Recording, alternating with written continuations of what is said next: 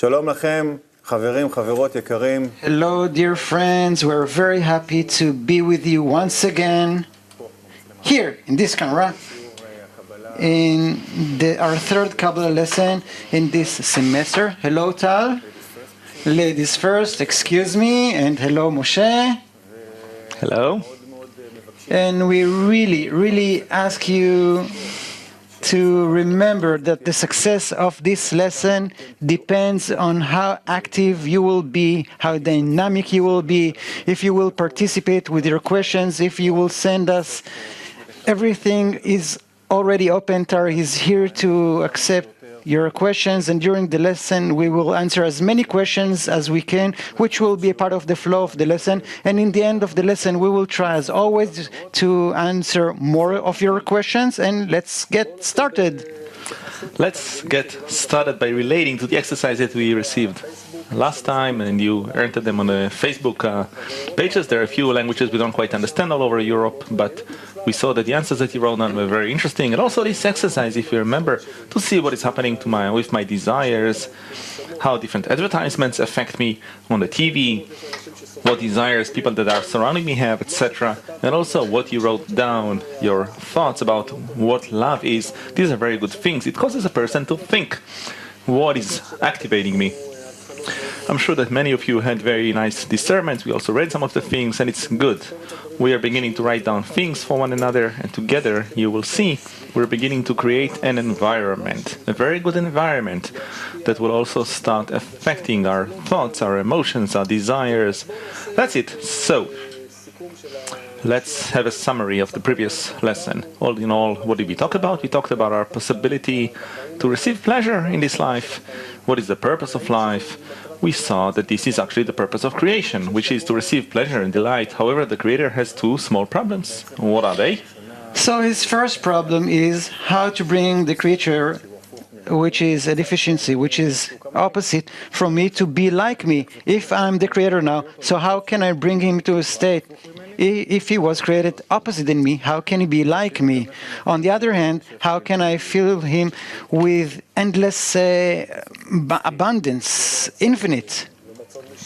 Instead that we have also his desire, his own desire, because if he won't want that out of himself, he won't feel the desire, he'll just remain in a little desire to get filled up, and that's it.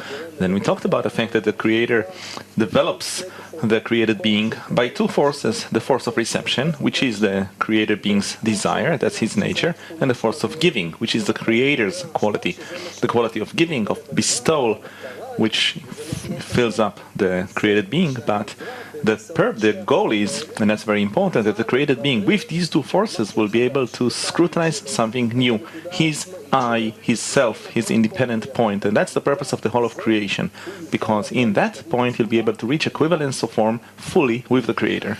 That is true. We will elaborate on that point during this lesson, and we will elaborate on it in the next lessons.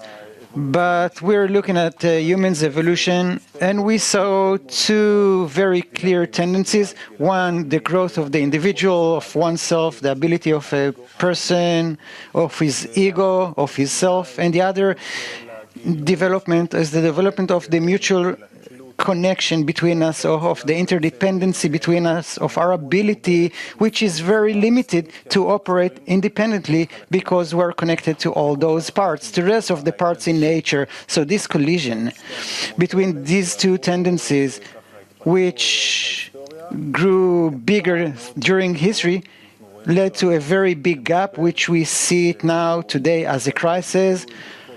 We can see it in every aspect of our life, and that crisis, we want to solve it by the solution that the wisdom of Kabbalah offers. We started talking about it in the previous lesson, which is our ability to break down this chase, useless chase after the happiness and satisfaction inside this individual that goes throughout history, inside the ego, and to start turning its attention to fulfillment, satisfaction, and happiness in the connection, in the interdependency which exists between us, only we don't really know how to work with it because we're egoistic. And the Wisdom Kabbalah knows how to turn us around into a direction where we'll be able to turn those connections into useful connections instead of harmful connections.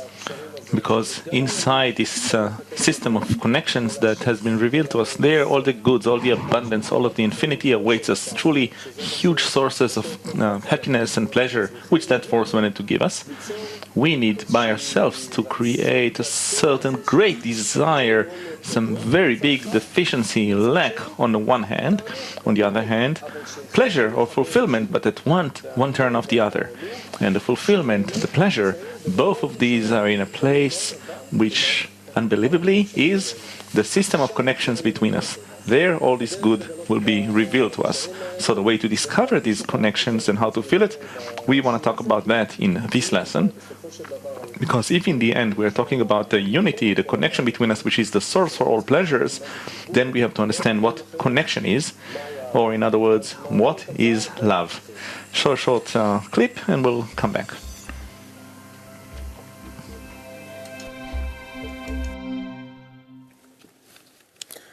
טוב, אז מהי אהבה? So what is love? Whoa, you weren't ready for that. You guys are assuming I know what it is. No, actually I don't. I'm still searching. You're still searching for it. Still searching. Yeah. It's not simple.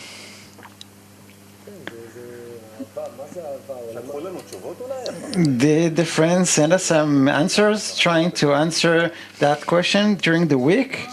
Throughout the week, Moshe picked in the Facebook and he saw a few responses.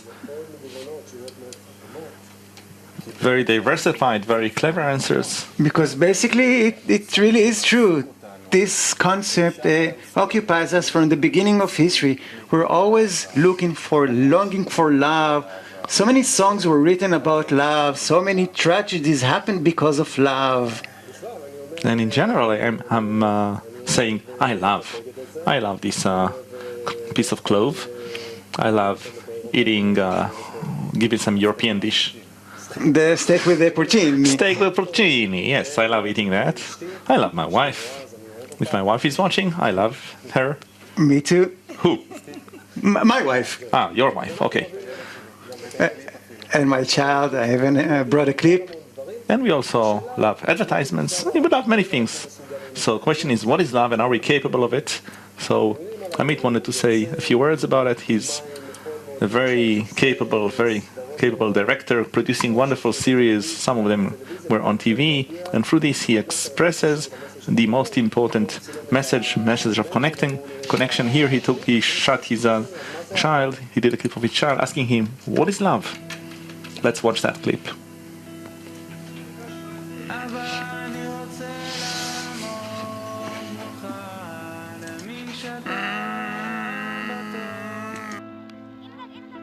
אבא, אני צריך לדעת שאתה אוהב אותי ככה סתם. אבא טוב.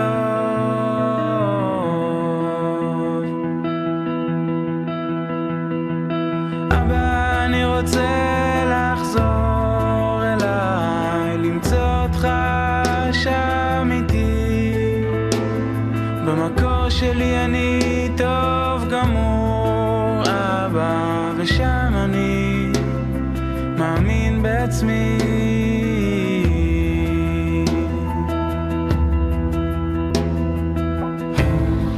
אז ביבו, מה אתה אומר? הדייג אוהב את הדגים? כן, הוא אוהב אותם במאכל, אבל הוא לא אוהב אותם בלב.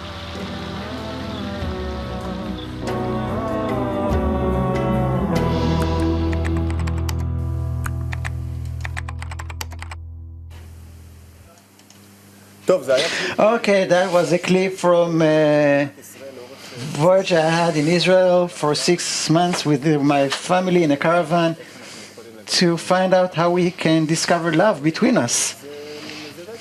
And this is a moment I had with my child, and I asked him, a fisherman, he likes fish or he doesn't? It's a classical question for kids. And I was surprised, and I wasn't surprised because kids who grow up and are educated on the roads, they have this inner wisdom. It's one of the great benefits of the wisdom Kabbalah is to look at kids who are educated by the light of this path and how they look at the world so naturally in such a simple, pure, decisive way. And what he said, I think, reflects the thing of the definition of Kabbalists to what love is. So the child said, yeah, he loves fish, but he loves them in order to eat them. He doesn't really love them in his heart. So love, actually, as we know it in our world, and love in general, also my love to my child, I really, really love him, as you can see. He's very cute. It's a love inside this limited framework of the perception that I live in, which is called the will to receive. So this love is called by Kabbalists a love of fish. It's a very nice story that reminds me of what Amit did, our Rav Lightman. One morning he came to his daughter, and there was a meal there with a fish. They ate a whole fish. So he asked her, do you love fish? And she said, of course I love fish. So if you love fish so much, then here, take the fish. He took the fish and said, kiss it. No, how come? So why do you say that you love fish? I love eating it. It's tasty. So what is this thing? We truly are right now in a reality that is called the will to receive. This is our reality. Through it we feel and love and want and are filled up. This is the reality. And Kabbalists write about it. Rav Baruch Shalom Ashlag Rabash, who is the teacher of Rav Lightman, writes the following. Since man is created with a kli, a vessel, called self-love, where one does not see that an act will yield self-benefit, one has no motivation to make even a tiny movement. And without annulling self-love, it is impossible to achieve dvekut, adhesion, with the Creator, meaning equivalence of form. That is, and we also talked about it in the previous lesson, all in all, we are simply a kli, a vessel, or a desire. A desire for what? What is it that we want? We want to receive. I think we need to replace the ink here, Amit. We want to receive love and pleasure. This is what we want to receive. And the formula is very simple. Maximum of pleasure with a minimum of effort. This is how we're built, and it is well known from all the experts in physiology and biology. This is how we act, we work, and that's fine. We can see it on kids also. True. Someone who raises kids, you can see how a baby that is born doesn't really want anything. All he wants to do is to nourish, and with minimum effort he gets all the pleasure that he needs. And the more he grows, what grows in him? This body? No, the desire grows in him from within. And then he wants more and more pleasures. By the way, it's amazing what you're saying about a baby, because scientists tried to identify the situation in which a person identifies the maximum pleasure. What did they discover? It's like a baby. When a person is lying down, in front of the TV, within his reach is all kinds of little snacks and things like that, and he's watching some movie or a football game, and it doesn't move like that. Turns out that this situation gives the maximum pleasure, maximum satisfaction. That's how we are. We're on the World Cup series. Yeah, the Mondial. So what is it that I love to receive? What do I love? I love this thing, whatever gives me the pleasure. It could be that I love pesto. Let's give it a form of spaghetti with pesto sauce. Meat, for example, loves... What do you love? Coffee. Well, meat loves coffee. Okay, here's a cup of coffee. Imagine that this is the coffee that Amit loves. I love some muscle builder, or I'm not going to mention his name, but what do we love in general? Something that gives me pleasure. What happens when it stops giving us pleasure? Let's say some connection, relationship we had with a girl that we were totally in love with, and suddenly it ended. She no longer loves us. It's done. We no longer love her or him, this guy. So that's how it is. This is our software. This is what we're capable of in our present desire. I love what fills me up. There's a very delicate point here that we should pay attention to and to understand the essence of this limitation, because the love that we experience, or the pleasure and satisfaction that we experience inside the will to receive, there is nothing wrong about it. It's not something which is wrong. This is nature. And inside that nature, we have evolved into such a level of understanding humanity, some are aware of it more or less, that we're limited. We're very, very limited. No matter what happens, no matter what pleasure will come to us, or doesn't matter which kind of love I will experience, at some point it will start fading away, disappearing in every type and every manner. It will change its form, or I will have to work on it. But at some point we have to understand that it is limited. So we have this story that love in the will to receive is limited. And there are more problems of love in the will to receive. The greatest problem is that if I love, and let's go back to that, to the sketch, if I say that I only love this thing that is felt in me as giving me pleasure, I have a connection with it. I wasn't planning to do it, but let's make this picture of a heart. I love it. I only feel this thing, meaning whatever gives me benefit. And what is outside of me, if I was able to feel other things outside of me, what does it mean outside of me?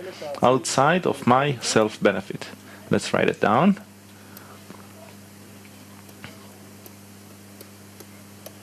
Self-love, outside of my self-benefit or self-love, I can't feel anything. That is my second limitation. So what happens then?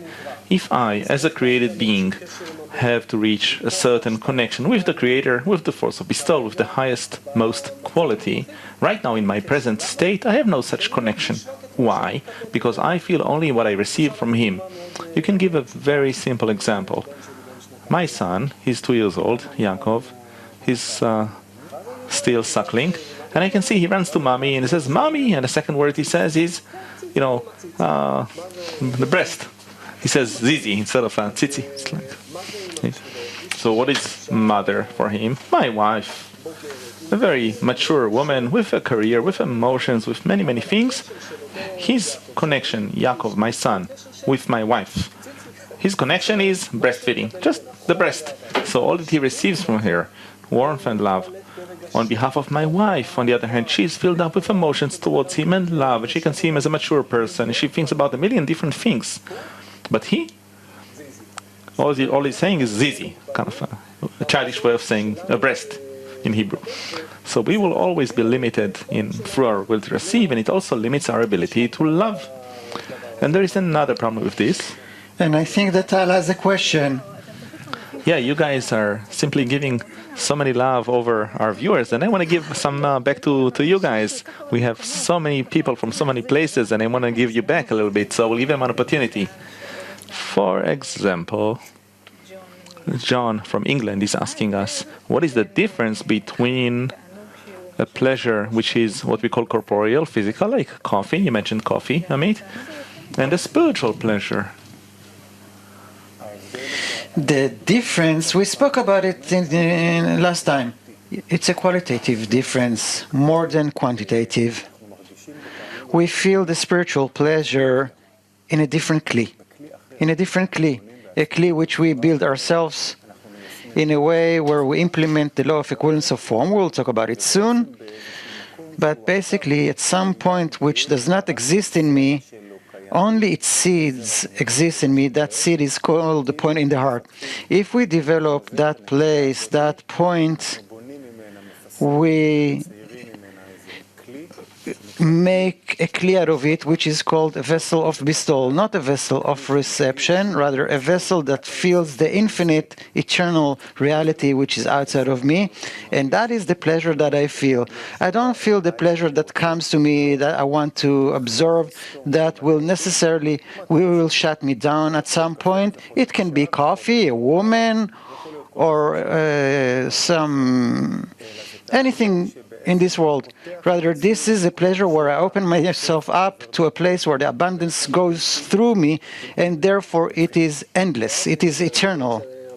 Unlike the fulfillment that Amit receives through the coffee, what I receive through my coffee, that the moment I drink it, immediately I feel that I don't want anymore. The pleasure ends inside of the desire. Why? Because of this element that we talked about in the previous lesson, that the fulfillment quenches, turns off the desire. I'm filled up, I don't need it anymore. On the other hand, when the fulfillment, the object of the fulfillment is outside of myself, and in a way it reminds us of the example with the mother in our lives, all the more so, let him want as much as possible. Why? It gives you an opportunity to fill him up endlessly, and one doesn't turn off the other. So Rosie from England is also asking, should we change internally in order to appreciate to appreciate what love is? Apparently, yes. But let us also talk about it in the lesson, so wait until we give an answer. This transformation, we experience it, we begin it right now, all of us together, and we will talk about what is the nature of this change, thanks to what can it happen, how can we control this process, be aware of it. This is the whole essence of the wisdom of Kabbalah. I think that there's nothing more fascinating which develops us more in our life than this concept of change. Look at kids. We see them change every second, every minute, and then more slowly, as if. But these are constant changes. And the more we grow up, we hold on to familiar patterns, to habits, and to the environment, and to all the patterns of our lives, and we're afraid of changes. But basically, a change is the source for our development and growth. Only we should understand that the change is not something that should break my life down or turn me into something else, or a different life form, or to put different clothings on myself. Really not. The change, as she asked very well, and Rosie already can feel that, is an inner change. It's a change in my attitude. It's a change that occurs within a person, and on the outside perhaps we feel nothing, but on the inside I open up like a flower. And Rosie, you will open up like a rose, and there you will see which tremendous world open up only inside of you. Is that it? Another question. Maybe because we have so many guests from so many countries, they're asking, Martin from France is asking if love is natural or cultural? Is love natural or cultural? So where does culture come from? What is her name? Martel. Martel. Oh, okay, we're probably mispronouncing it, sorry, but... So, dear Mr. or Mrs. Martel, where does our culture come from? All the culture that we developed, even though it seems to us that we might be detached from nature and we're independent of nature's laws that have shaped us as the will to receive. Our culture also, and everything that we can imagine and depict and think about, it all stems from a single thing, from nature, from our nature. Yes, from our nature as created beings. They told me to look here, so I'm going to look there. Okay? And therefore, actually, we cannot speak about culture that is detached of what we are. When will we be able to develop a culture that is actually new, that is not dependent on any of the elements of the previous forces that shaped us? When we begin to discover a second nature, meaning that point in the heart that we have that is already capable of a connection with another, a culture that is totally opposite, a culture of love. In it, we'll start seeing that from the combination of these two forces, love or giving and reception, suddenly out of this thing will start growing a new culture of connections between us that did not exist before at all, not even in the thought of creation, something totally new. Well, the French people are known for their culture, and we will all together create that new culture. Now, bottom line, Liliana from Argentina is asking, so if I love someone, is it because I need something from him? That is exactly the question that I want to ask you, Amit. 12 points. I want to ask you this question exactly. We are talking about a mother all the time, and our friend from Argentina is asking, so shouldn't they feel spirituality because they love? Mothers love, the mother loves. That is true, and that relates to the previous question also. Basically, no matter how we look at it, if we look well at what Kabbalists out of their spiritual attainment, what they write to us about nature, about existence, then they tell us there is a will to receive. That is the only thing that was created, meaning all the love and the rest of the emotions that we have are necessarily felt inside the will to receive. There's nothing else except for the will to receive. There isn't any. There is the will to receive and the light that revives it, fulfills it, develops it, but everything is felt inside the will to receive, as long as we live inside the will to receive. The objective is to rise above the will to receive and to feel and to unite with the source which created that will to receive. Therefore, of course, love for a man or for a woman, love of a mother to her kids, my love to Albi, to my kids, to everything that surrounds me, it will necessarily be the kind of loves that serve within me some self-interest that I have, which is pleasure. I receive pleasure from it, and it's fine, it's perfectly fine, and it's natural. Nature created me this way, created the mother in such a way for her to love her baby or her infant, also offspring in the animate degree, so that she will protect him, raise him, and develop the creation in such a way. And also, there are people in the world who are good, right? People who give, altruists. Baal HaSulam explains that 10% of the people of the world are altruists. So what about them? Is that love? They give, they want to help. And here, too, it's interesting because we're not talking about a negation of something that exists. In their sensation, they really want to give. They really want to help. I know many such people. The thing is that what is my intention? What is the end point? And we find out that my intention is that I do it because it makes me feel good. That's why I do it. There was an interesting program, I don't know if they have it in Europe also. There was a program in Israel called You Ended Up Being a Righteous. As if they check people's morality. And they sent a little kid who was wearing rags, kind of looked like really poor, wretched. He was walking around in Tel Aviv among the different restaurants, and he was looking at what people were doing. Suddenly, everyone started giving him money, and they let him eat. Everybody gave him all kinds of things. The famous Israeli food is pita with falafel. In short, everybody suddenly were so merciful. And I was asking myself for a long time, why? What is it that makes me want to give this child? Turns out that even inside of this, there is a mechanism. And they actually discovered this mechanism in Parma, in Italy. It's called mirror neurons. What does that mean, mirror neurons? I see Tal happy. There's a part in me that is happy like her. If Tal is suddenly sad because of something that happened to her, or she's watching some danger, out of my feeling of her, I feel the same. I'm being careful of the same thing, even without going through the same situation. How is that related to us? Because if I look at that same child and he evokes in me a similar experience that I also suffered from, I feel a certain suffering, and that suffering evokes in me an unpleasant sensation. I don't want to suffer. I really don't want to suffer. Oh, he's poor, he's wretched, it's better for me not to see it. So, here, take a dime, take a little bit of pita bread, take something and go away, just so I don't feel that you're, No, we're not even aware of it, but that is how we are acting. And it is the same at all the different levels.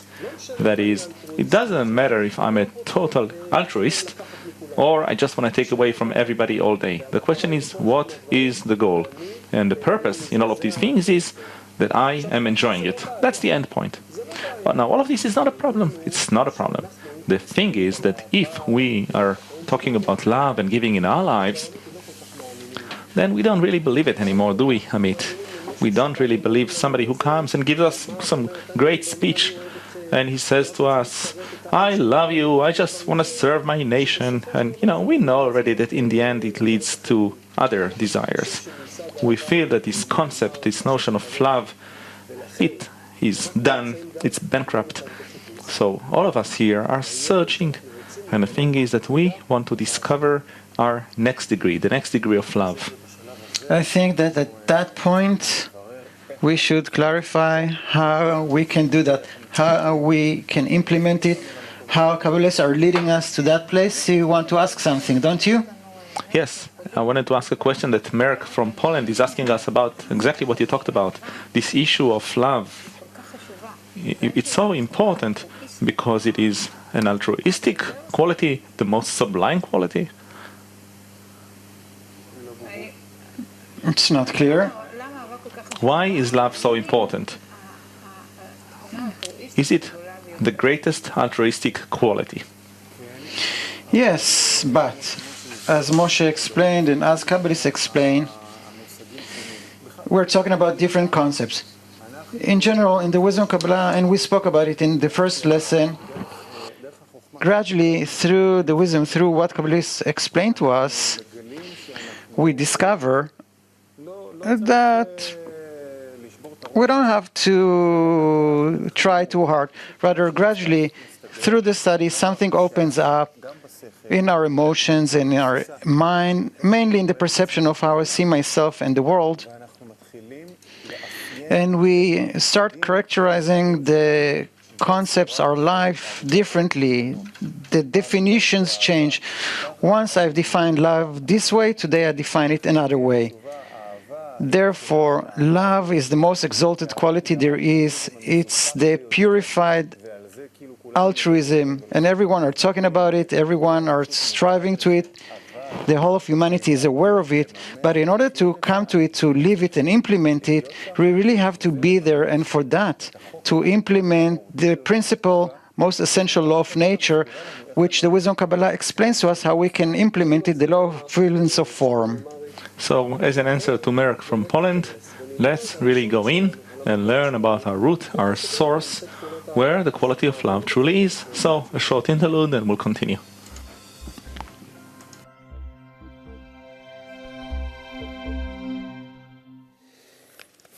Right, so let's read again the quotation that we read before, and maybe it just passed us by the ear.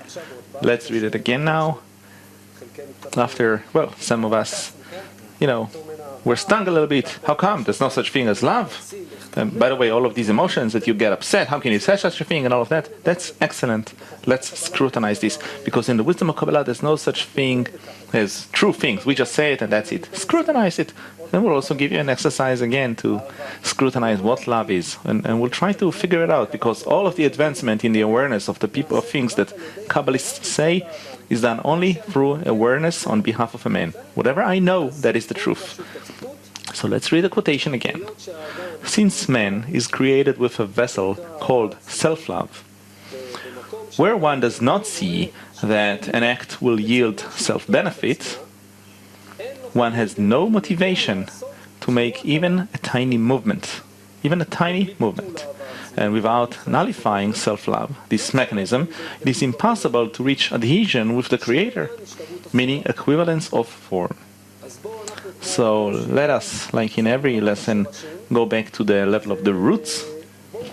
And let's first of all ask, how is it even possible to speak about love? Each one has his love, right? I think that love is this way.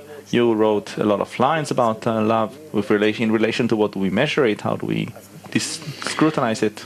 So Kabbalists explain it with relation to what they have discovered as infinite reality, as something which they defined as the absolute goodness, the thought of creation.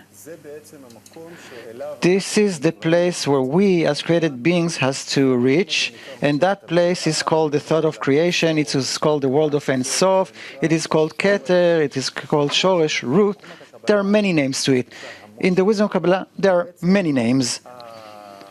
But actually, the essence itself is one.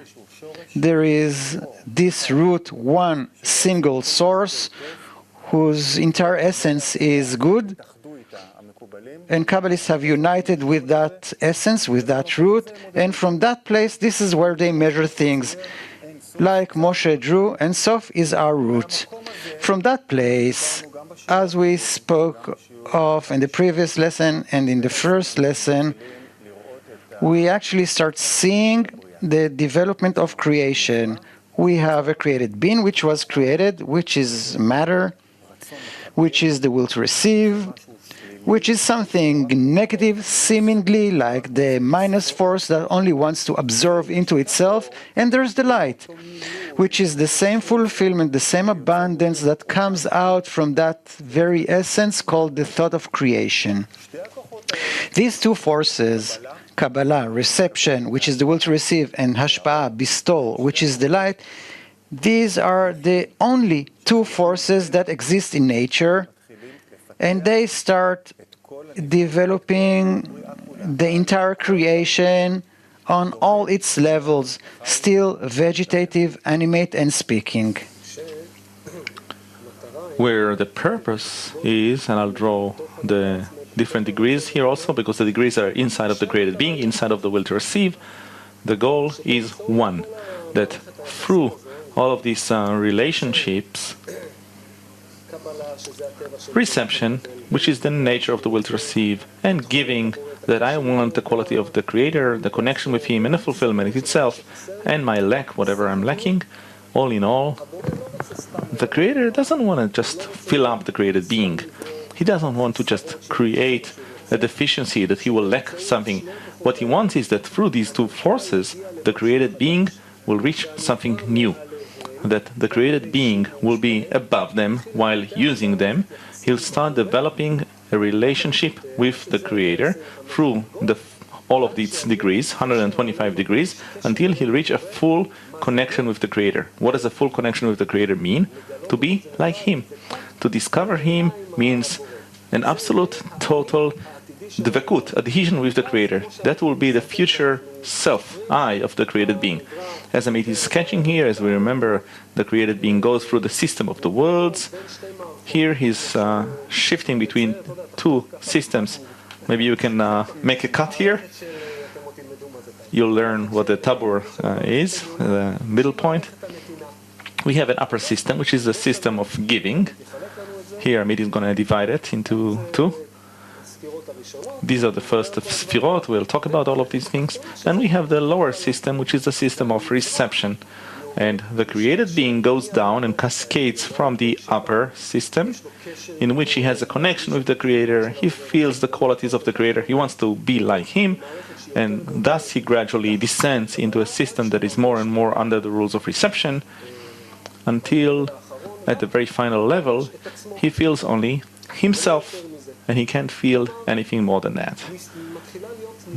That is, that other system of connections is being hidden, concealed from him.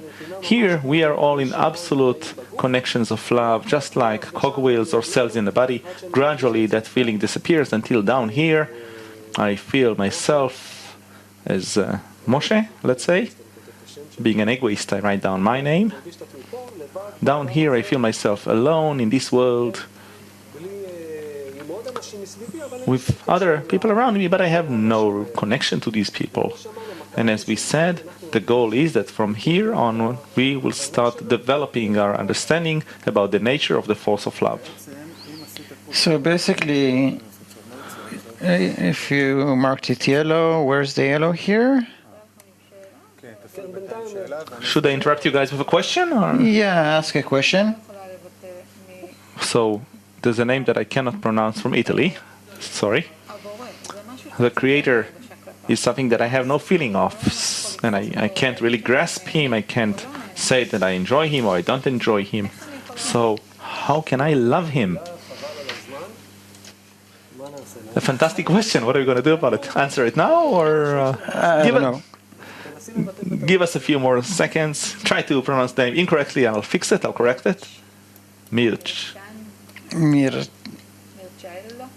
Marcello. Marcello. No, not Marcello. Something else. Okay, something along these lines. I want to add one more thing in the meanwhile, that the created being, that Moshe or John or whomever, even when he's down here, under the concealment of all of these degrees, we, all of us, are still under laws which are laws of nature. If you remember that order of roots and laws that is working along this whole system, what are the laws that he is under? What we drew here. So basically we can see it very clearly from the root. If we have two forces, as we said, that come from one source, there's one force that creates that kli here, that vessel, which becomes our nature, the reception force.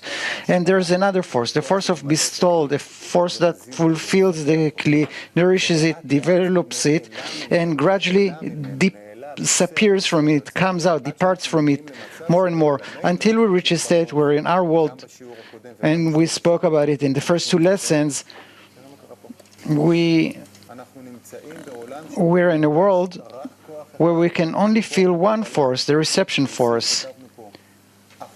Receive, we wrote it down. Now, what about the other force, this force which we drew here in yellow? What? It doesn't exist? How can it be it doesn't exist? Of course it exists, only it is concealed from us. It is concealed from us, but only from us, from human beings. Why? As we said, so that from this concealment, we will be able to try and imitate it, to build it, to draw it anew by ourselves, and this way to come to that force which is called the Creator, which created deliberately that concealment for us, the still vegetative and animate. Instinctively, they feel those two forces, both the force of bestowal and giving and the force of receiving. And if we look at nature, without the human species, let us look at nature, the still vegetative and animate. It's perfect. Everything is harmonious. It's infinite impression. This is why it fulfills us so much.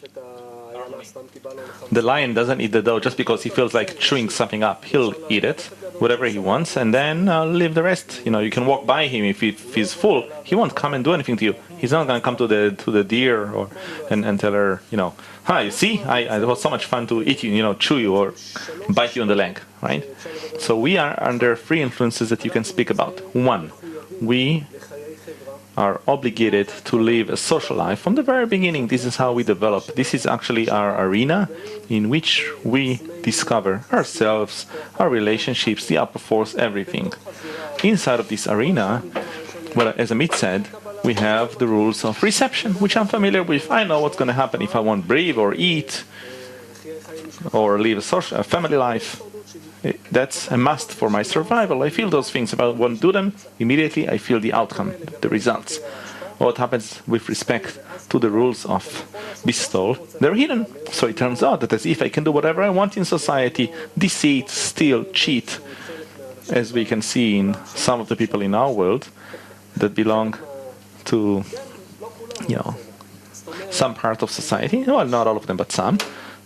So I don't feel that I'm being harmed by this, not immediately. And also the result, the consequence doesn't reach me directly. All the more so, many times we see that these people are actually successful, and the consequences are actually manifested in everybody else, in all the other parts, the other people. So it's not felt that as if I'm burning my own hand or my head or whatever. We don't have a feeling of the forces of bestowal. So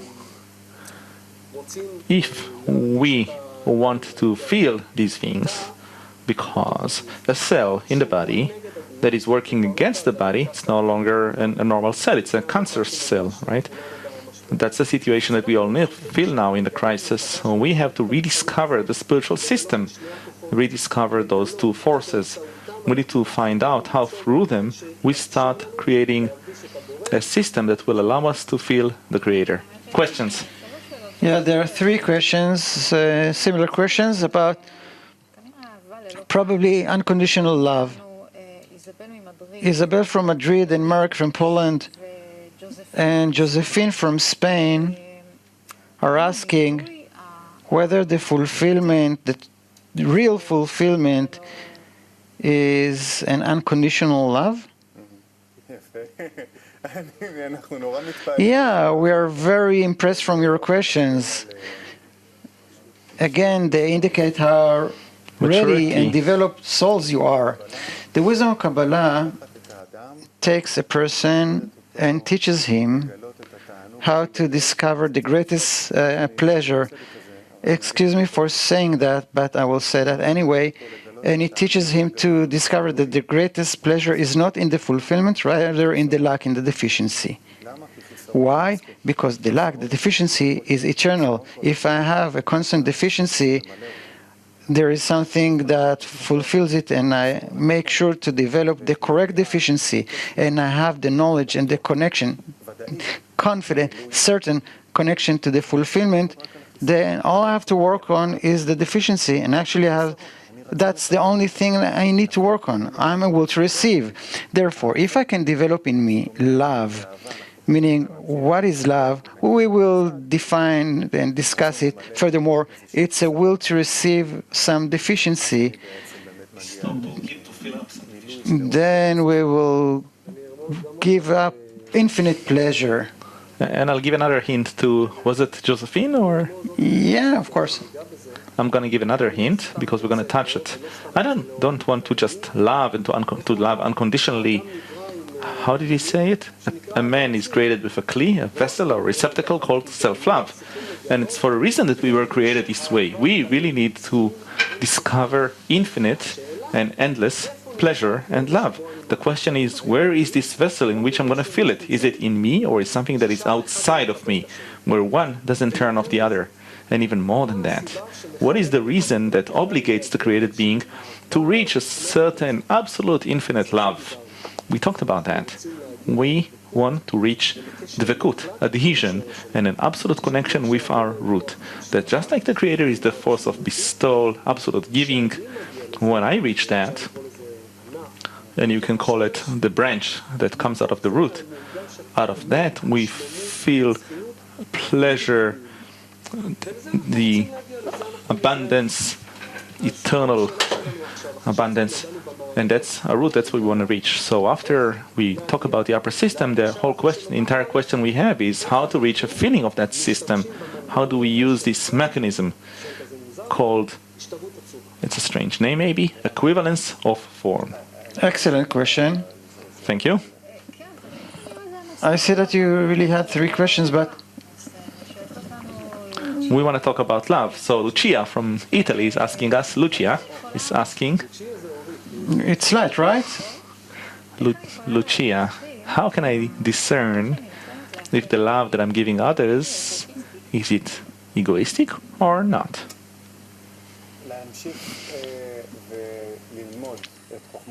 To keep on studying the wisdom of Kabbalah, and then the light will shine and will show you exactly what the answer is. We gave her a hint in the beginning of this lesson, and we said that even love of a father or mother to their kids and love of people whom we see that are very merciful and they really like helping others and to fulfill the deficiency, the lack of every hungry child, this is still a love that from within, inside of it, satisfies the will to receive. There's nothing wrong about it. It's not that it is not love, but we should try and depict it more and more. If I'm chained and am inside this bubble and I'm programmed to only observe pleasure from the environment, so I observe a pleasure from the environment every possible way, including by giving. Okay? We will keep discussing it, but let's talk about the equivalence of form. Still, one other word to Lucia, because, she's from Italy, and you know how much I love Italy. So, the thing is as follows. What Amit said, it's very important, this principle of learning, studying. Even in the first lesson we said, read it and pass it through you as much as possible. Articles of Kabbalists that you can find in our website, as much as possible. Rav Leitman says it's like in a meat grinder. After that, you will see that new discernments will develop in you, and an abundance of emotions, and suddenly your awareness will grow. I'm this person, and suddenly I start thinking, gosh, I don't know how to translate it. I'm starting to think, I look at this person, and I look at each and every person. I'm actually looking through a box of what can I get out of him. And there are many other discernments that suddenly open up in you.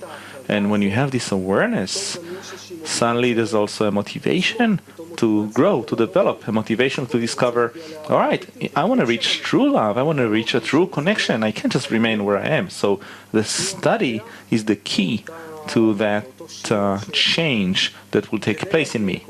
In order to reach all of that, we have to understand, having talked about the upper system, that our role is to discover it and to feel it. Let's go down to our lives and let's see. So, what is this mechanism through which we can feel that upper system? We can discover it.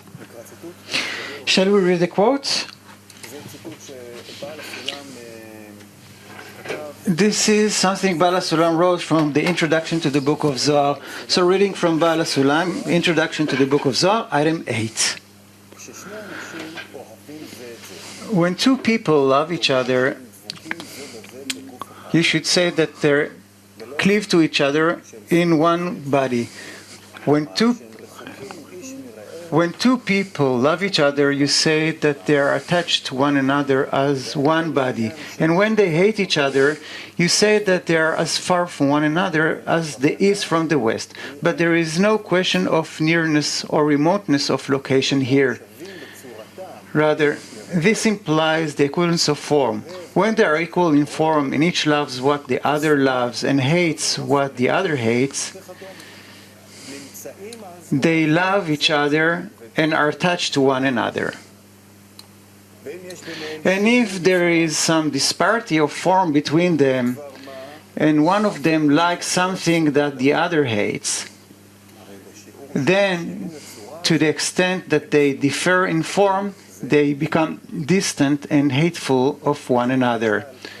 And if, for example, they are opposite in form, and everything that one likes the other hates, and everything the other hates is liked by the first, they are deemed as remote as the east from the west, meaning from one end to the other.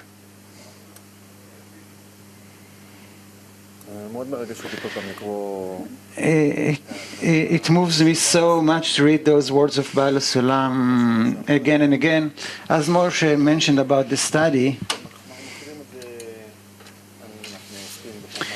we deal with the wisdom of Kabbalah for many years, and every time when we learn and read it, then every time anew we can discover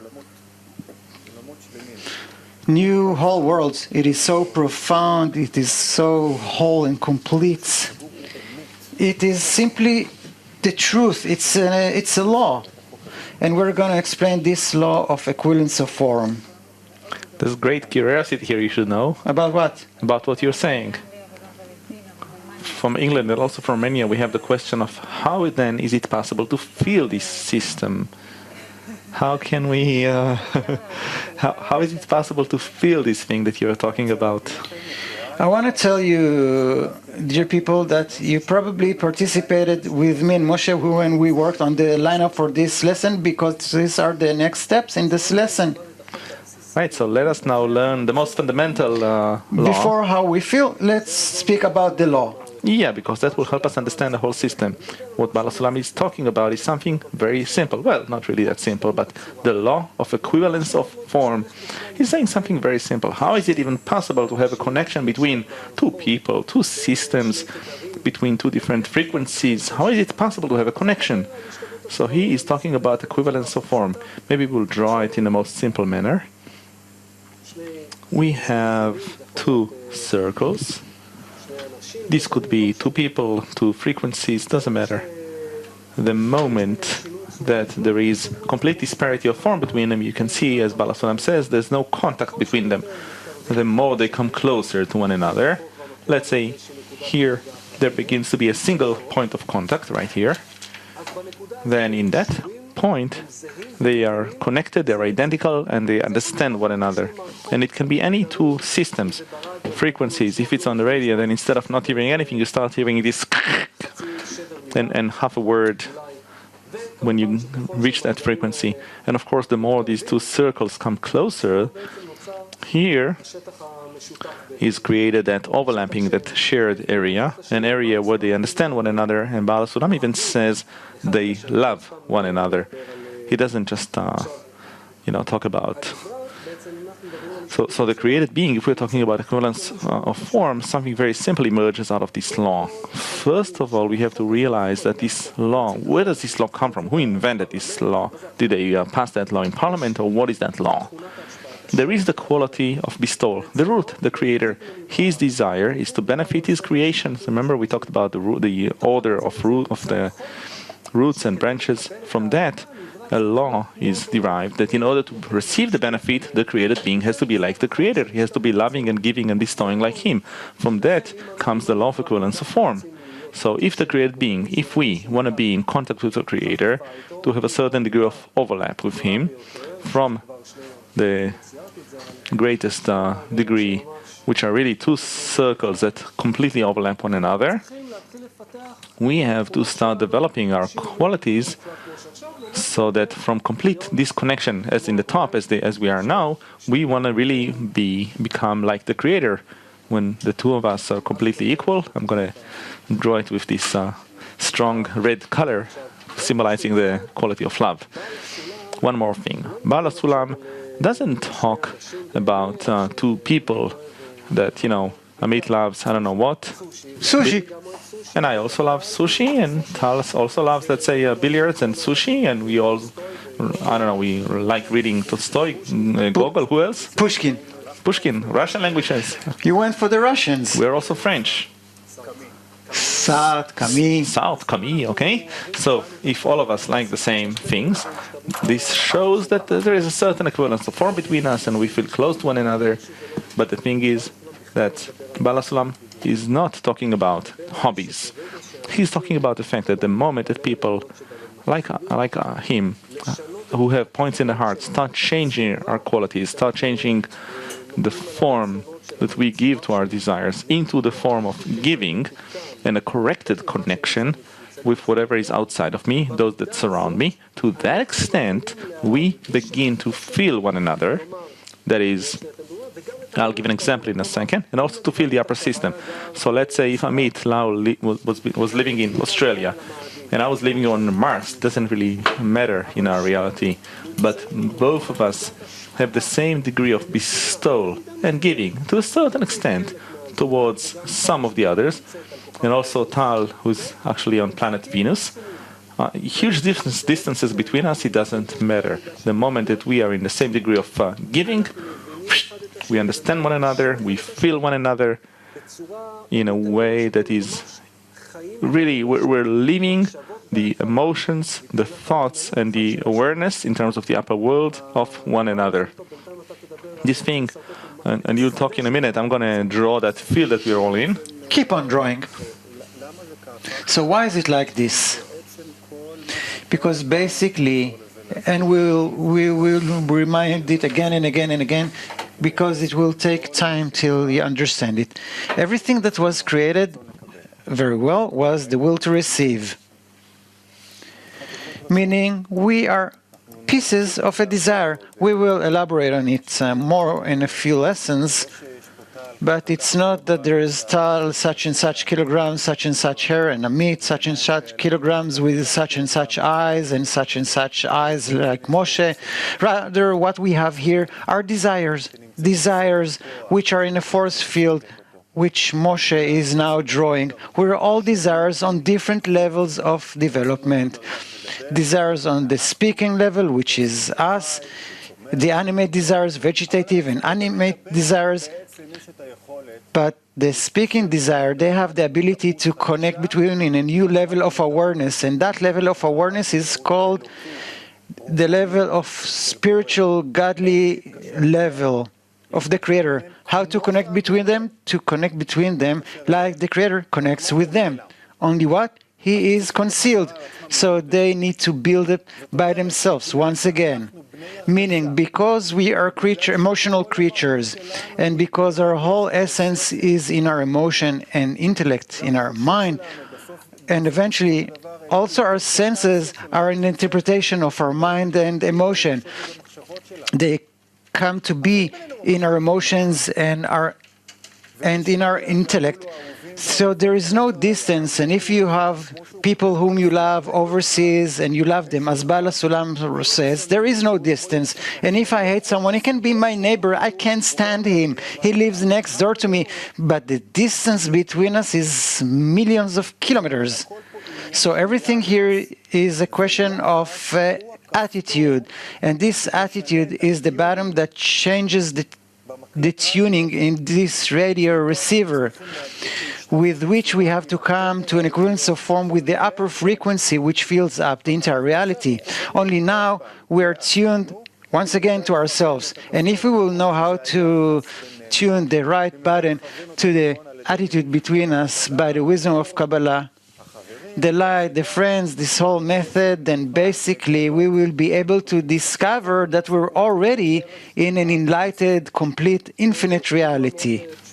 I want to give a very simple example before we let Tal ask additional questions. Here at the center of this force field is the Creator, the root that is pulling all of these X's, all these pieces of desire towards the center. And that's why what happens is, how do we suddenly feel one another? Because we're in some Facebook, or because we're all taking some Kabbalah course? How come we have some contact? Let's say Amit and myself, between us, with Tal, with Rav Leitman, and with you. How come there's contact between us? Why? Because in all of us the same desire starts forming. So you can say that all of us, for example, are in this circle. Okay, so we're all in this circle and we start feeling one another. Color it in yellow. Okay, I'll fill it up with yellow. Okay, we have red and yellow. Whoops. That's the eraser, sorry.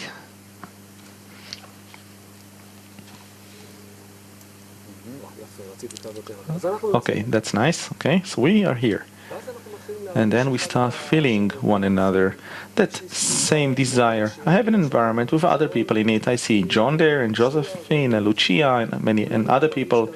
Maybe I don't feel them right now, but you'll see that gradually we will start feeling between us something very special. Very, very special. And the more we advance towards this field of a reality of love and bestowal towards the Creator, we will start feeling that strong sensation more and more. And out of that, the more we increase the relationships of giving between us and of love, out of that we will start feeling ourselves as a single part, as a shared soul, all interconnected. And in us we will start feeling this reality, or a part of this reality, of the upper system. That is all. Equivalence of form, all in all, is an instrument, like with radio waves. I tune myself to the right wave and suddenly, whoa, I feel, I hear, well, it's really that way that the Kabbalists tell us. Well, I can feel Kabbalists, so much so. We will start feeling phenomena that are a little bit outside our normal range of perception. And I'm just telling you that so you have something to aspire to. Beyond those senses. Yes, exactly. The question that John from England just asked us, how can I really feel what another person is feeling? Nice, nice. And that brings us to the question, how do we implement that law? We spoke about the theory, about the mechanism of creation. If there's a field of bestowal that created a will to receive, but that field of bestowal is not filled by the will to receive in the human, in the speaking level, and now that desire needs to equalize with the light into that field of bestowal, as we can see here, to equalize with it as much as it can. How do we do that? How do we do that? The secret or the key, according to John's question, we can feel it. Is it among people, among us? We said that the Creator is actually revealed in the connection between us, that the whole problem is in the relationship between us. Now, a person has to live a social life, he doesn't know how to, and if he arranges something there correctly, there he finds the Creator. So, Moshe, can we find the key here in order to implement the equivalence of form? Well, we're going to have a short interlude and we're going to talk about it soon.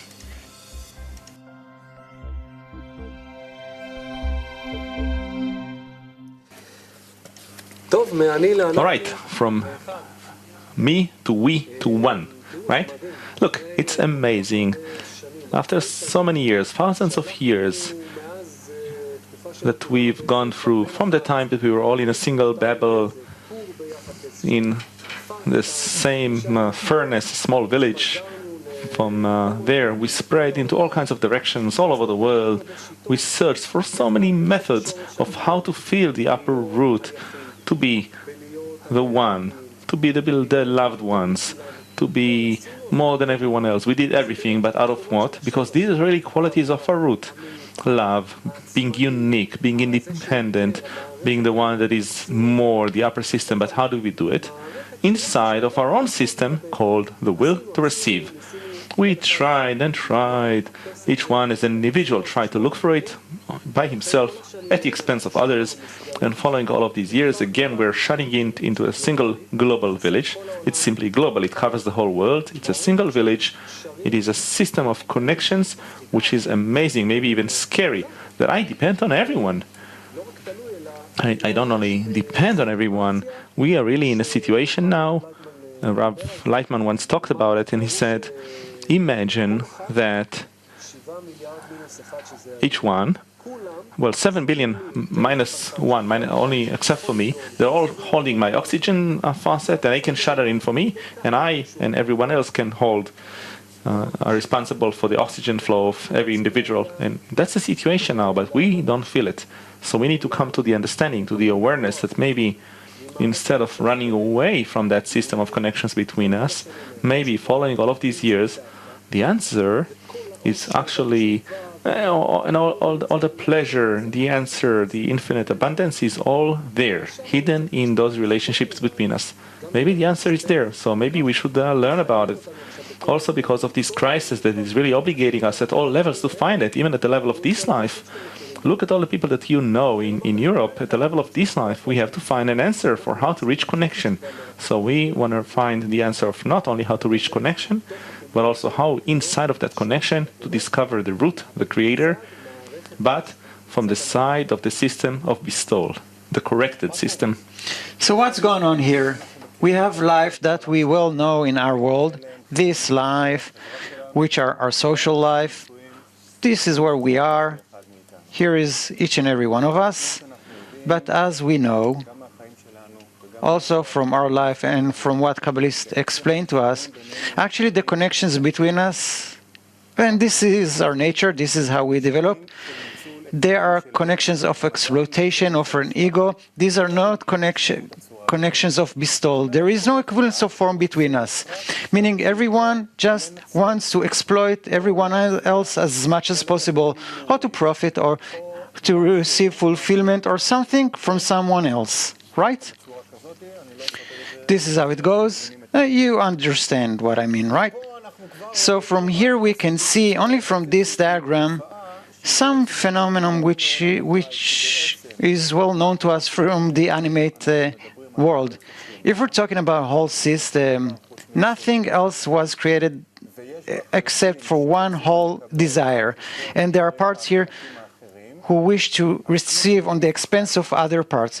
So like in a living organism, we have a phenomenon where one cell or a group of cells starts resisting the whole of the living organism and to want to receive on the expense of other cells. So medicine calls that phenomenon that it gives it the terrible and a very unpleasant name, cancer.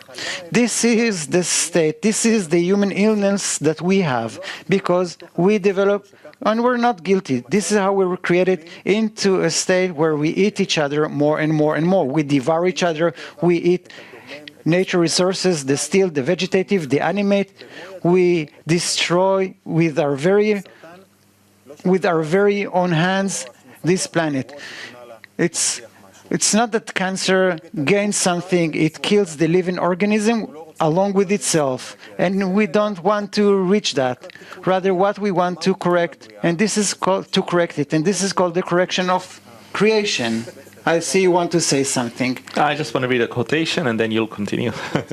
Because we really want to scrutinize how to invert it, how to reach love, true love, connections with the Creator.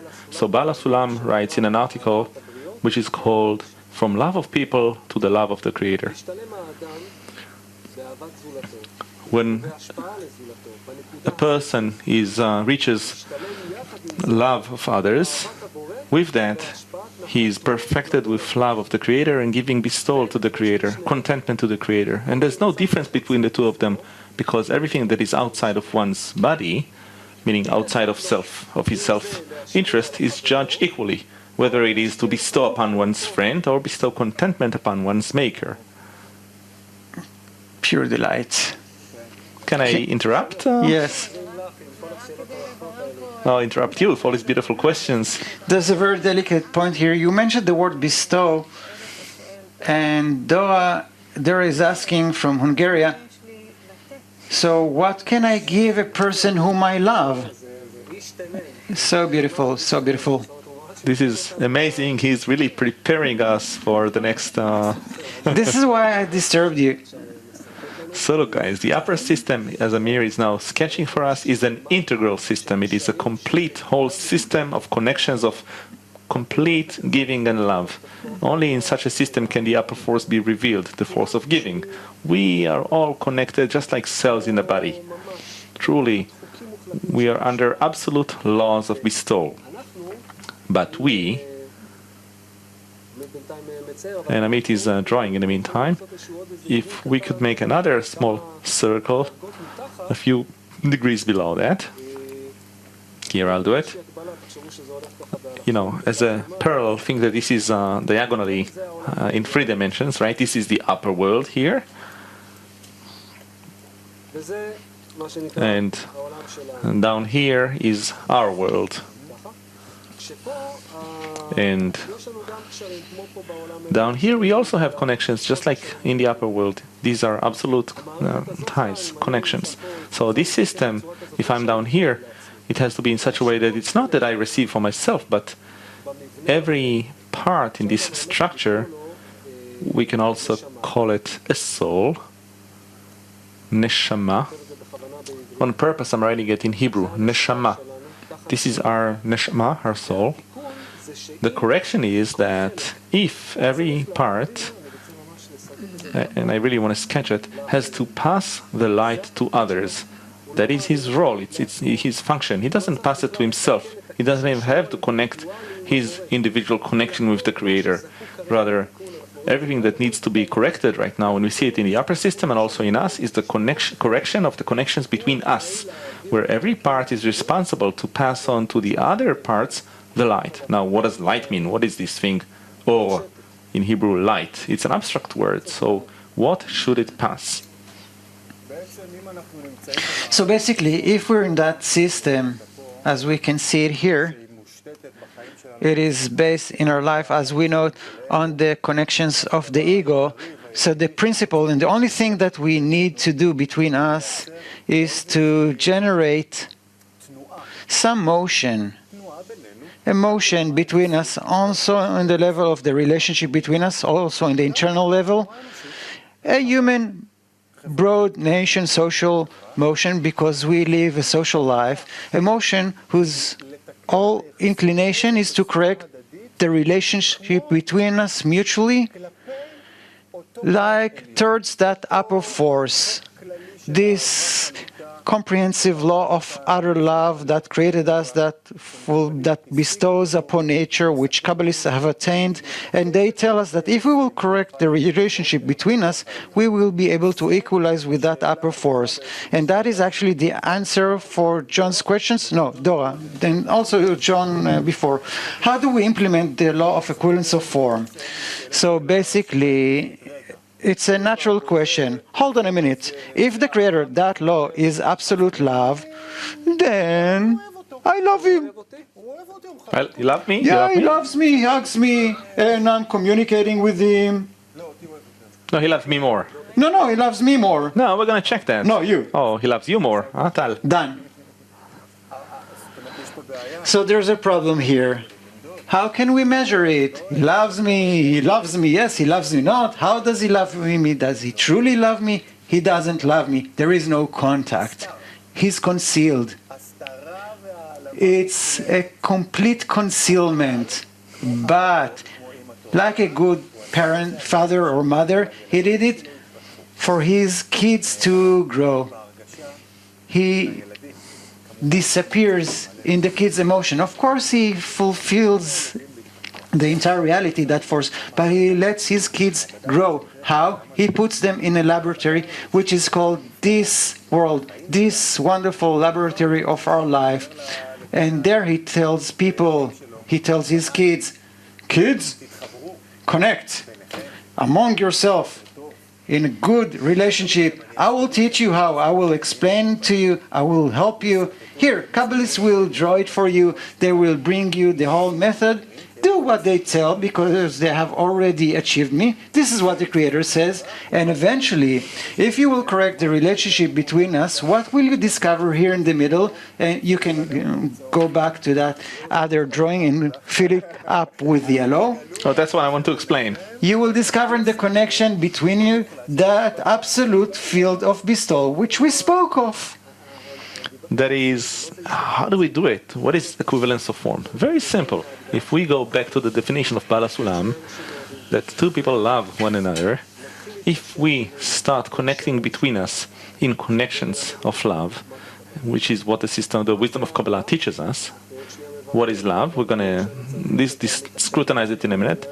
I'm not sure that I need to say to Amit, oh, I love you, give you money, and maybe I'll buy a new wardrobe for Tal.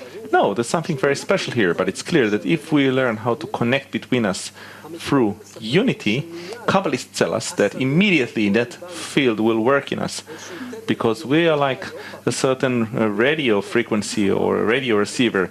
The moment we connect, I start grasping, perceiving the influence of the Creator on us, bestowal. We get that bestowal. And that is called revelation. Yes. So in that place, say Amit and I connected here, and let's say we connected with Rosie, and here with Lucia and with Tal. In that place, in the connection between us, we start feeling special phenomena, something that is of the upper world, a certain degree which is of that other world. We are really drawing, inviting the influence of the upper force of the Creator in us. Then what happens? What happens is that the connection between us in itself, not me, Amit, Tal, but the connection between us that we all feel, it becomes the place for the revelation of the Creator, that kli, that vessel, that instrument, that sensation which is outside of my own self-fulfillment. What can I gain? What can I benefit out of Tal and Amit? And rather in the shared giving. It's like a circle that is in between us, where we are all equal and we want to benefit one another. There we start feeling the Creator. And the more we increase and extend that bestowal and that connection to others, to Sharon, who's on the camera, and Rotem sitting back there, and Yoram on the monitor, and many other friends. We have 2 million students all over the world. and many, many students in Italy, in Spain, in England, Argentina also. So the more we extend and increase and spread that corrected network of connections through more and more degrees, we discover our soul, and there we discover the Creator. That is all. So the question is actually, what can I give? What is that love that we're talking about? What, should I hug you? You'll slap me, and I'll say, slap me here also. What is this thing? That is exactly the very delicate point which the wisdom Kabbalah brings us to. It can seem very complicated, but you should always remember, as Rav Lightman always reminds us, practically it is very simple. It is so different and opposite, but it is simple. There are two forces, two essence in creation, the will to receive and the will to bestow, a vessel and a light, Kli and Or, and that's it. And whenever you're confused, you should always come back to that. Meaning, what do I give? If I'm entirely a will to receive, do I have anything I can give? What can I give? I can give abundance? How can I give abundance? If all I want to is receive, meaning inside the will to receive, in 100% I can give. I'm a will to receive 100% of it. Obviously, I can't give anything. So where can I give? Because if I can give, there is no equivalence of form. There is no equivalence of form, so where can I give? Inside, now it is a seed, but inside what we develop in our point in the heart. If we didn't have that, we wouldn't have had an ability to reach an equivalence of form.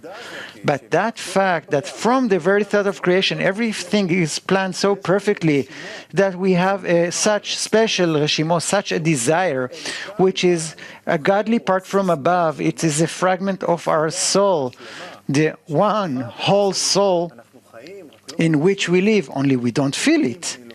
If I take that broken fragment, which is now wrapped with ego, and I start developing it, to identify with it, to give it water. How? In the study of Kabbalah, in the right connection with my friends, with the light, and so on. So I actually know how to start and see through it, the world differently, as if I put on new glasses. This is what happens. And then I discover that I can give. It's not that I give, rather it is my will to receive, which was a will to receive. I now turn it into a will to bestow, meaning I turn myself from ratzon to tzinor. These are the same letters in Hebrew. I turn it from a desire to a pipe. I identify with the point in the heart, as Moshe drew very nicely, and now the abundance doesn't block me down, rather it flows through me to you. So I have something to give, but only as a pipeline, only as a gateway, like a mother who gives all her abundance to her child. She feels, of course she feels, it goes through her. Even more so, she feels twice as much because she receives the pleasure of the child also. So everyone, I can be a pipeline for him and to give it, to pass him even more to this place of abundance. I'm being filled up even more, 7 billion times more. In the Wisdom Kabbalah, it is called 620 times more. It's infinite. And this is the reason for which we were created with these two forces, reception and giving, bestow. And we, with the point in the heart, which is the beginning of the soul, this is something that comes out of me. You see, here, it is something that comes out of me to the outside. We can connect with this to everyone. What does it mean to connect? What does it mean that I connect to more and more and more people, that I start feeling you? What is this connection? This means that I start feeling what you lack. In the beginning, I feel it with people who are like me, people who have the point in the heart. What you lack, following all of these years of searching, of looking for the meaning of life, of these burning questions, what you lack is one thing, the revelation of the Creator. And if I know that you lack this thing, and I begin to feel with my point in the heart, I can start feeling you and your deficiency, your lack. I start wanting to fill it up. What is it like? It's like a mother and a baby. There are also like a system. The mother has the ability to feel the deficiency of the baby, and the baby has his deficiency, his lack. And suddenly the mother lacks to fill up the baby. And out of that, she starts connecting with him with love. She feels what he or she are lacking, and by filling him up, she herself is filled up with what? With his pleasure. So what does the mother want? That the baby will lack nothing? Or that he will lack? What do you think? Mothers, Tal, what do you say? That he will lack nothing, the baby, or that he will have a lack? As long as he has a mom, he will never lack anything. That is, if he's lacking, all the better. Here I am, just let me fill him up more and more and more. And his pleasure grows and my pleasure grows. That is, we need to feel and to learn how to feel each other's deficiencies. Actually, we cannot connect to each other without deficiencies. No, we can't, and that's the meaning of these two forces. But in this whole playground that we have here of deficiencies and fulfillments, etc., we do it only for a single purpose, because inside this thing, inside this system, we want to discover a single thing. The center of this system, I don't know how to draw it even. Maybe I'll make a symbol here of infinity, and we'll name it Boré in Hebrew, creator. I'll go to an earlier sketch. Which one? This one? Here inside this yellow, is this yellow? This is in the corrected connection. We start discovering this whole field where we all operate in. And how do we do that? We do it by simply working with our points in the hearts in such connection of bestowal. The relationship that we build towards each other on top of the natural relationship or attitude of receiving and exploiting each other. On top of it, how do we do that? So the most sublime thing that I can give Amit is not another iPhone or food or charity. Of course, just like the cells in the body, Amit's necessity has to be maintained. But because his purified, sublime deficiency is to discover the quality of his soul, to discover the Creator, if I connect to him through the fact that I want to fill him up, and he also feels my deficiency and he wants to fill me up, and both of us feel the deficiency of both of all of you, of the students, and we very much want to fill it up. It's a huge deficiency of all of Europe. I don't know how to say it. All the different countries that are so separated, torn apart, the different cultures. Suddenly we have an opportunity that above all of these things, there are students doing in Europe, which are thousands, tens of thousands of students. They're uniting. And suddenly there's no difference of language or mentality or anything. There is a single culture. And that's an answer for Mattel maybe. There's a single culture. The culture of the point in the heart. The culture of connection. The culture of love. The language of bestowal. The language of bestowal. Through that we start feeling one another. And we start feeling very special things. And this way also it is with all of my parts in which the point in the heart has not yet been manifested. Through this point, I can feel any person, doesn't matter. She wants clothes and he wants better education for his children, and this one is lacking diapers, and he wants that they'll fix the sidewalk, and he wants to be a mayor. Doesn't matter. We start feeling that in all of these things there is really a deficiency towards one thing only, connection. And the moment that we show it to them and we purify that deficiency and we say, come on, let's strip all of these curtains, because everybody's crying about, oh, we're under a shadow, all we see is darkness. So when we move that curtain aside, suddenly, look, there is light there. What is that light? We lack connection. Let's learn how to create it, and we will teach you that. So the wisdom of Kabbalah is the method of connection. It is the method by which we create these connections, these ties between us. Out of them, the more we create more tight connections in 125 degrees, out of which we came down, we cascaded. That way we come back to the revelation of the Creator, the revelation of the upper system. And there you'll see what phenomena take place. First of all, what we talked about, the pleasure and the desire. One doesn't quench the other, because I'm connected to everyone, 7 billion people. There was a great Kabbalist, Rav Kook. Remember he said, I wish I could be able to put the entire humanity into one body. This will be able to embrace them all. I wish I could put all of humanity into a single body and be able to embrace them. Why? Let me feel everybody's deficiencies and I'll pass through them the fulfillment, the abundance, and from that we get something even greater, because the fulfillment itself and the connection between us and the pleasure and the deficiencies, those are only tools, instruments. As we said earlier, what do we want to get to in the end? Connection is a means. Don't be mistaken about it. We connect between us not in order to be beautiful towards one another. People tried that before. It never worked because they lacked the most important, sublime component in this formula. We connect between us in order to reach equivalence of form with the Creator. This is what we want. That is the sublime goal for which we have the whole order of the roots and laws and all the incidents of this world, one by one. Everything that happened to us in our lives is only for one thing, so that we will want a connection with the Creator. Meaning the connection between us, as we gave the example before with the radio receiver. So the connection actually is the receiver or this dial, and this frequency that we start hearing, that music, that is the Creator. Yeah, and what do we lack to have in order to have that? Just a method for how to do it. And I want to, bring another kind of angle for this. That in general, the whole of creation is arranged in a way that there are elements that connect and create the next degree, which is higher, qualitatively higher. Quarks connect into additional particles, and then they create atoms, and atoms connect into molecules, and molecules connect into cells, and cells create the still and vegetative and the animate. And if we look at our body, so I'm looking at Tal is not just some bag of cells, some incidental collection of cells that happen to be together.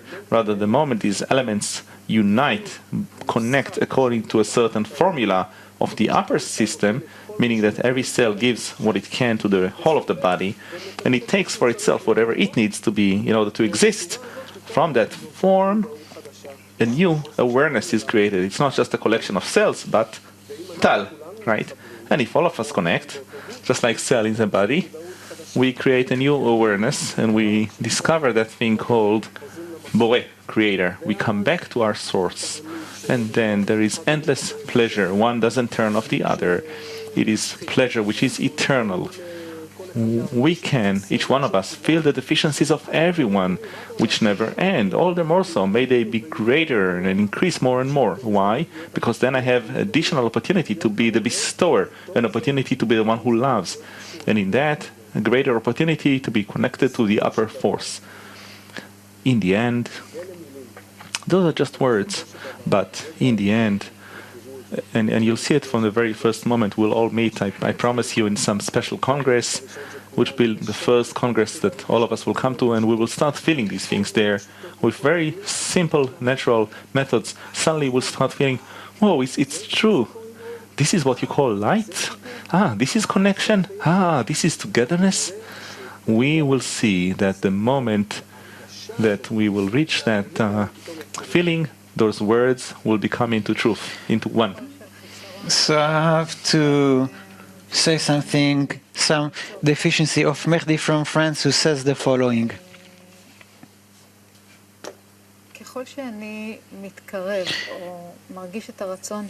The more I feel my desire to be spiritual, I feel closer and more connected to all the creatures, but I also feel myself more isolated. Does it mean that I have to keep on by myself? Please, go ahead. We wanted to explain it today. We'll say that we're going to talk today about love and oppositeness, and we didn't know if to do it or not. I don't think we should get into it because we will talk about it more in the next lessons, but we've illustrated here what Kabbalists write about very decisively, that a person discovers himself throughout history as a social creature. And this is not in vain. It's like a fish in a flock of fish, or school of fish, or a flock of birds.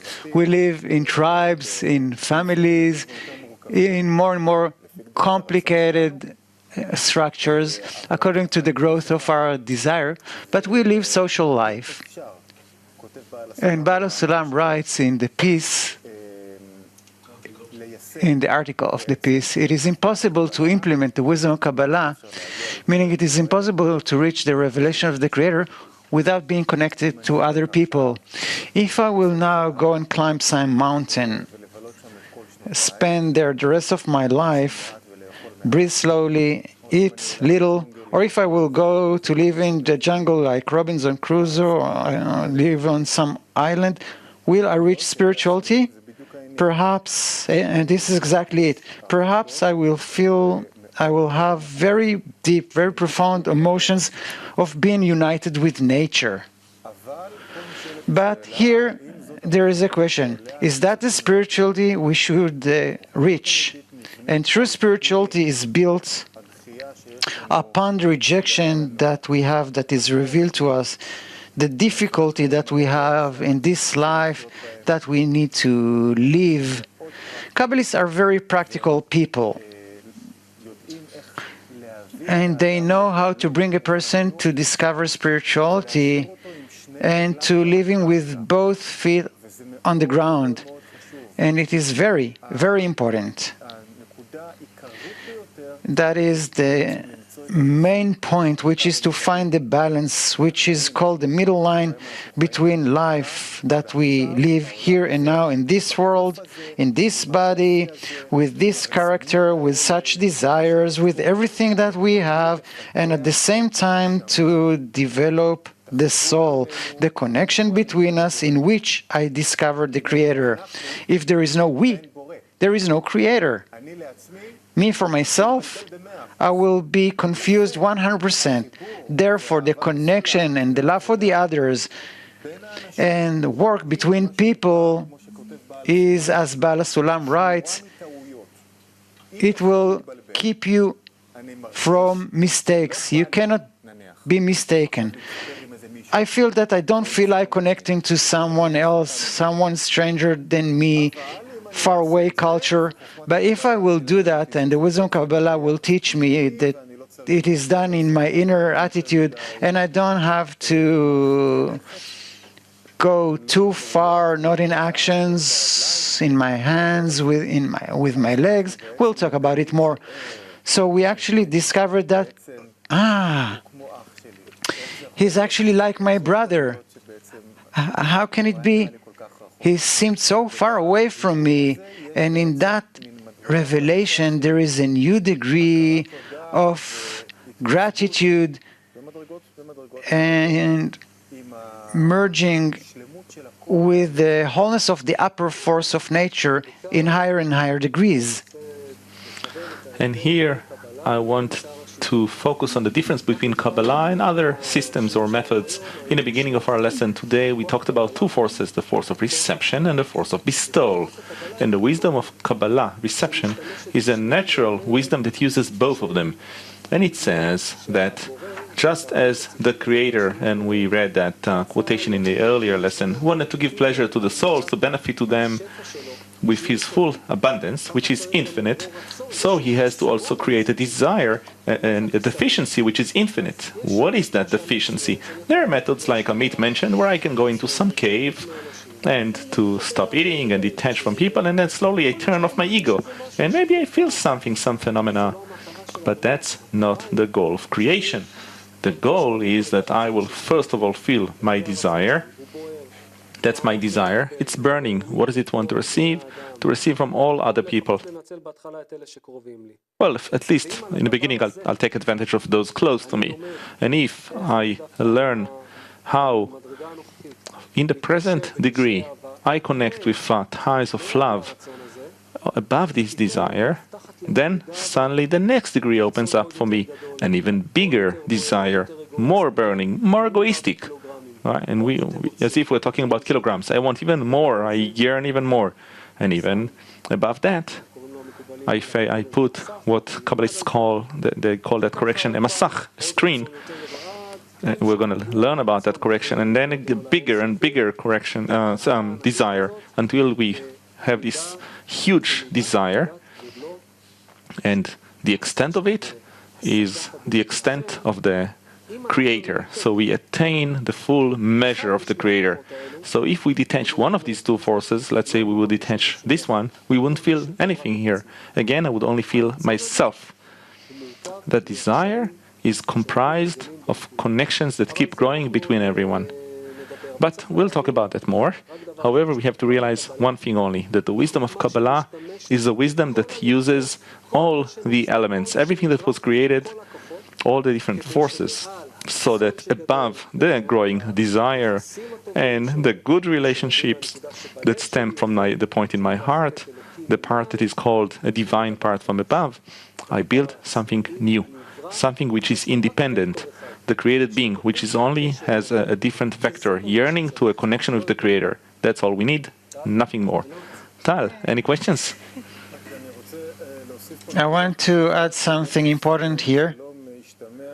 I don't want the students... Well, this is a very important point in the Wisdom Kabbalah. Because the Wisdom Kabbalah is working with everything that was created in the will to receive, Baal HaSulam writes about it, will talk about it, about the measurement of uniqueness in the article, the peace in the world. Nothing was created in vain. Nothing is wrong. And we shouldn't do anything artificially. No change. Rather, we will see that the wisdom of Kabbalah, dealing with it, studying it, naturally will change a person. And it does it softly, eternally, from within, in the level of attitude and relationship. And if I meditate, it's excellent. If I like eating meat, if I'm vegetarian, excellent. If I like women, men, it doesn't matter. Everything is fine. There is no tendency that should be destroyed or restricted or to do anything about it in this world in order to achieve spirituality. No, spirituality is above our world. We will learn about it. We will talk about it the next lesson. Spirituality is above our world. It's above our senses. It's a different matter. It's a different world. It's a different place. Therefore, everything that I have contact with here in our world is some kind of phenomenon. It is a result. It is not the root. There is nothing to correct here. I will have to learn how to reach the root. By the wisdom of Kabbalah, we come to the roots, and then we see, this is such and such consequence. Perhaps it should be something else. Perhaps the behavior should be different, but only out of achieving the root itself. Therefore, everything is fine. Everything that we do and everything that a person is engaged with is exactly what he's supposed to do in order to now scrutinize and find his true way, true path to the Creator. I propose that now, having talked about all of these things, the connections between us that are comprised of a deficiency and fulfillment and pleasure and love, let's do a short summary and let's watch a clip with Rav Leitman that explains all of these things with such simplicity and in such a natural way that you just feel it. Rav Leitman, they know about him? Tell us a little bit about him. Rav Dr. Michael Leitman is the teacher of us all.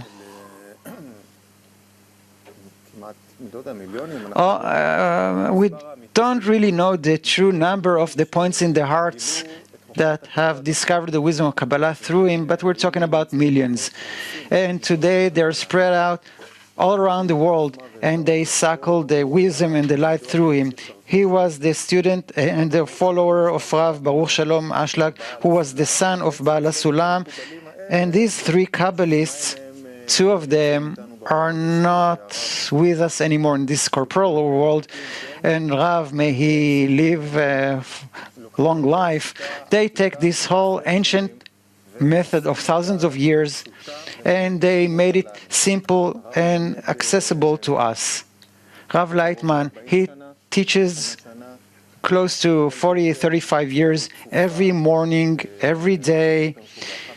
He starts his day at 1:30 a.m. and he studies regularly the wisdom of Kabbalah from 3 a.m.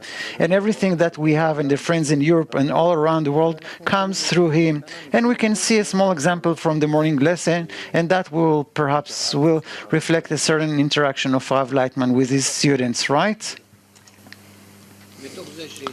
Out of the fact that you have invested forces in the previous degree, This is the wrong clip. This is the wrong clip.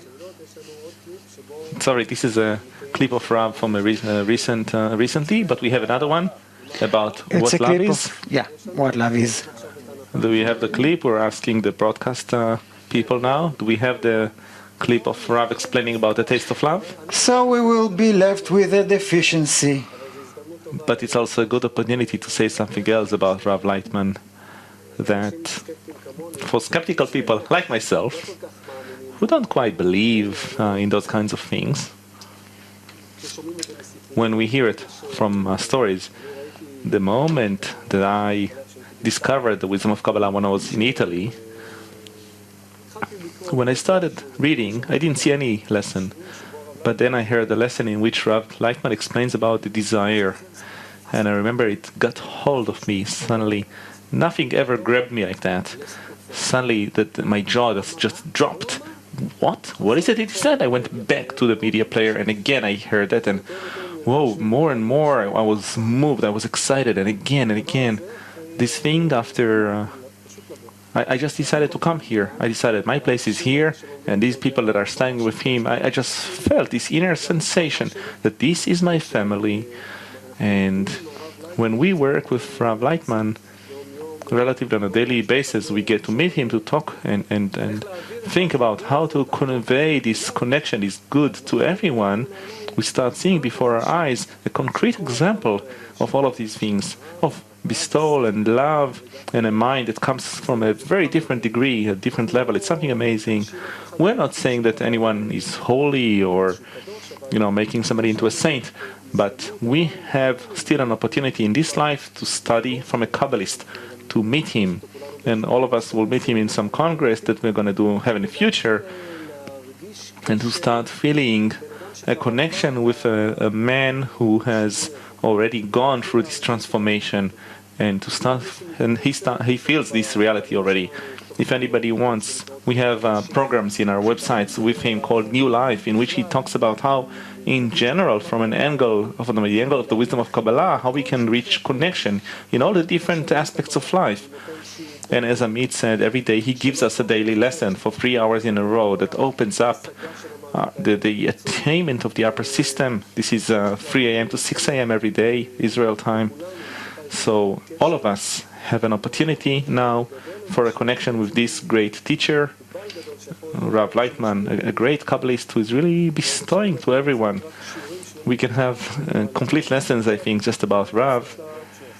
Perhaps we will. But you have a question mark on you, Tal?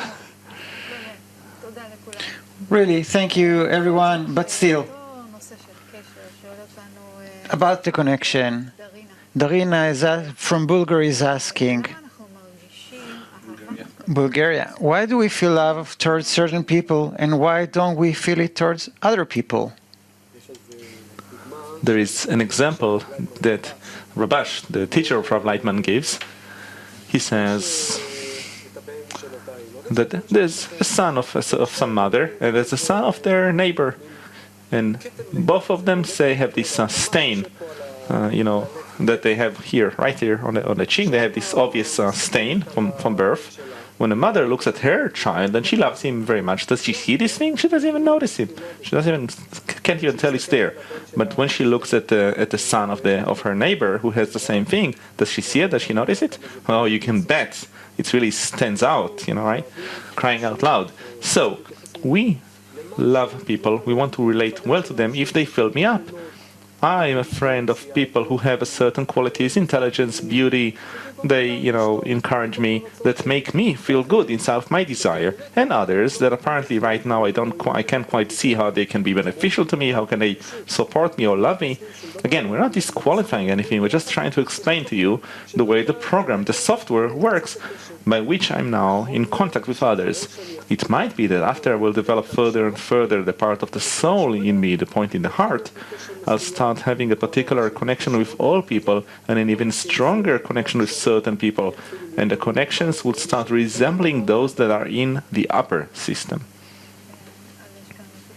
So there's someone who's very thirsty for such connections. His name is Christian. He's from Italy, and he says this: how can we start this social process?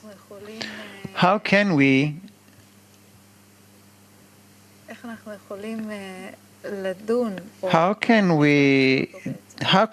start it? And he's so grateful, and he says, "You're amazing." Who more? Did he say that? In English, you is plural.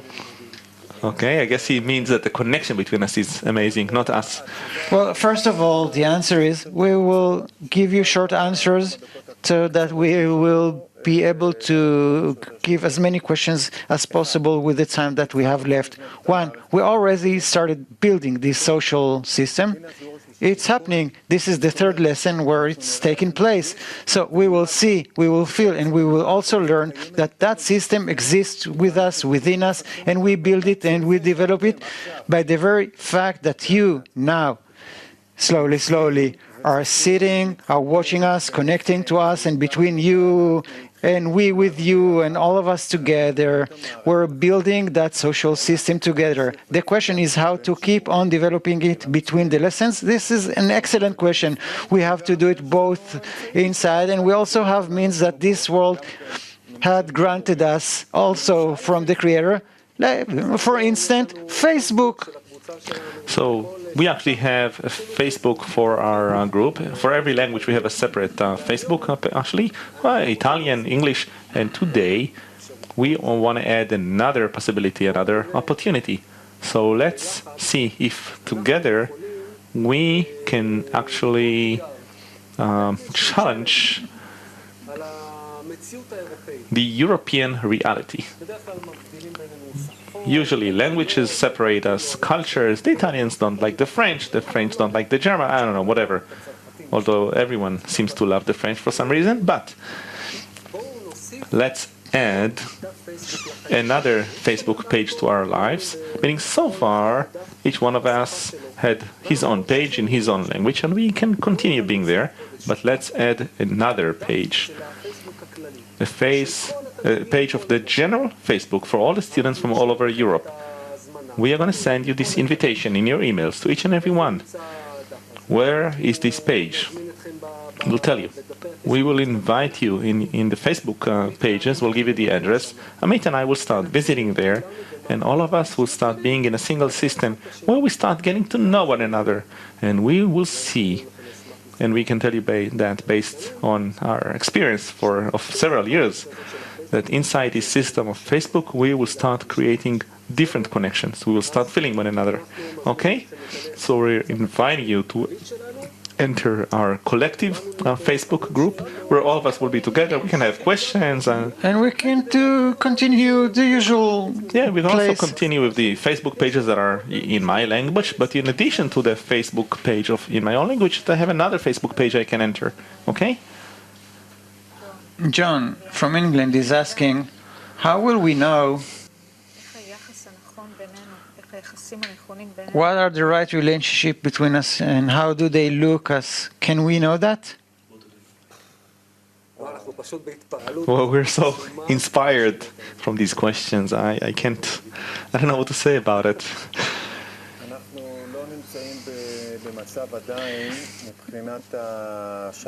We're not in the stage yet where we can measure how we treat others in an empiric way.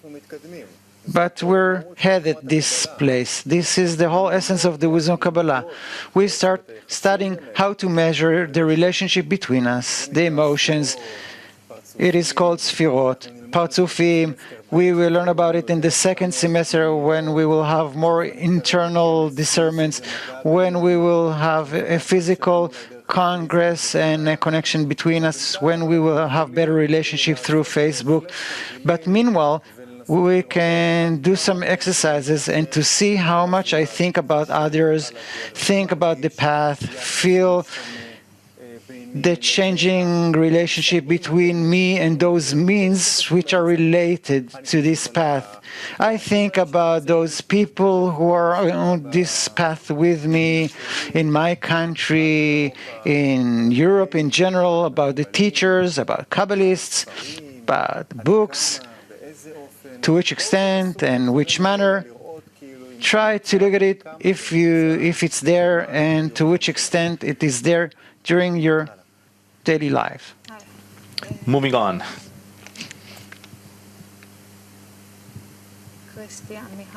Christian from Hamburg is asking, should I connect with others, or can I study or attain or discover the Creator by myself?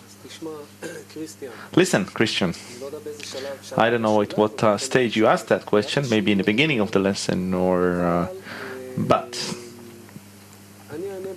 I'll answer you maybe in a different way. Look, we just talked about the Facebook group, yours in Germany, or the collective general Facebook group that we are going to open. Now, you don't have to be there actively, you know. You can be there passively and study, and that's fine. You, like others, you don't have to now be all shook up and drive everyone crazy. You can just attend there, be there. And gradually, out of the study, out of the lessons that we're going to have together, out of the fact that I can really suggest that there's a very interesting website full of materials, and there's a book in German that thick with all of the Kabbalists' most important articles called Kabbalah for the Beginner. You can download any of our books freely in any language. I suggest just start reading, start being present in the Facebook environment, and check what is happening to your desire. And we'll talk in a few lessons, and you'll tell me what do you feel like, what do you think about it. Another questions about love. Last question. It's a shame. Yeah, nothing we can do about it. Well, maybe one more. Is love controlled by the mind or by the heart? That mind and that heart? Probably. So we remind you that the wisdom of Kabbalah does not speak about this world at all and does not deal with these bodies at all. Ask a scientist, a researcher, a doctor, a physiologist, they will all tell you the same thing. We are very sophisticated, very special machines working on matrix of proteins, electricity, electrolytes, but that's it. Now, where is the soul? Where is the desire? Where can we feel love in the connections between the neurons? Where can we find it? That is a question that is being researched by many, but no one had discovered the answer for it yet. We will have a whole lesson about it. The senses are revealed in 5 senses, but the phenomena, they all come from spiritual worlds. This is where the forces come down to us. This is where we want to reach. And the true love is not felt in my present brain or heart of mind, this pump of mind that flows blood into the body. Rather, it is felt in a new dimension, in a new space, in something that is built between us, okay? It's a kind of a virtual level. There is something that is built that unites us all, and this is where we live. This is something new that is born, something completely new, which is not you or me. This is something else, something new. And this is where it all happens. And very final question, if we have one. It is so hard to choose. You don't know what to choose, huh? How do we develop a daily kind of love? even if we don't believe in it yet. We ask ourselves, is there real love in this world? So how do we develop such love from day to day? So please don't be confused. We are not going to start hugging trees or even hugging one another, and you don't have to write to anyone, I love you, you're wonderful. No. Everything is fine. We simply have to be very natural, meaning whatever I have now, whatever I feel right now, is absolutely fine. At a more advanced stage, we will also see that we work with all of these things, and we can also do things even though we have something different on the inside. We're going to see all of these things. Right now, at this point, lesson number 3, it doesn't matter, if somebody is passing me, I can honk, That is if you're in Italy. Yes, if I'm in Italy. Everything is fine. Let's just add one thing to our lives right now. Reading a few articles, as much as I can, hearing some lesson, some program, watching some program, start accumulating certain contents, and try to be in those Facebook pages that we talked about. All right? Now, we simply have to finish. I just want to say one thing. We want you to send throughout the week inside of the local or the general Facebook group, because in the general one it's going to be translated, and in the local one it's going to be translated and moved on to the general page. Any questions, anything that wasn't clear to you this week, we want to add another half an hour that will be recorded of questions and answers that came from you. We're going to answer your questions. And I talked to Amit because we don't have enough time to answer all your questions, so we want to have more time for it and to have a sessions of questions and answers. Okay, we'll have a marathon of Q&A. And I want to conclude with a quote. The question how to develop a daily life, this is a question of Bala Sulam. So I think that's the best way to end this lesson with one of the quotes of Bala Sulam in one of his letters to his students, that our whole life is to disclose the love among us every day anew. Can we do that? We will discover every day anew. Goodbye, friends. It was a pleasure.